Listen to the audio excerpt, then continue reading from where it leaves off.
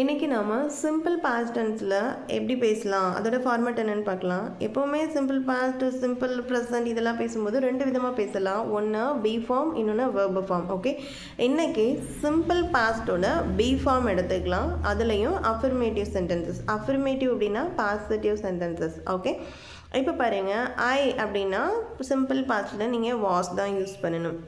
You அப்படிங்கிற அந்த word வந்து சிங்குலராகவும் வரும், ப்ளூரலாகவும் வரும். இப்போ ஒரு பர்சனை நீங்கள் மீன் பண்ணும்போது யூன்னு பேசுவீங்க, நிறைய பேர் சேர்ந்து போகும்போதும் யூன்னு தான் பேசுவீங்க.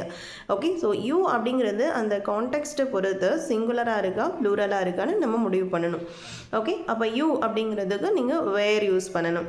தென் ஹீ, ஷீ, இட் இது எல்லாமே சிங்குலர், இதுக்கு நீங்கள் வாஸ் யூஸ் பண்ணணும். தென் யூ, வி, தே இது ப்ளூரலாக இருக்கும்போது நீங்கள் வேர் யூஸ் பண்ணணும்.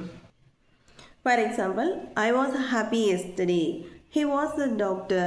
They were friends. இதை மாதிரி நீங்கள் பேசலாம். எப்போவுமே பி ஃபார்மோட நீங்கள் வெர்பை ஆட் பண்ணி பேசக்கூடாது.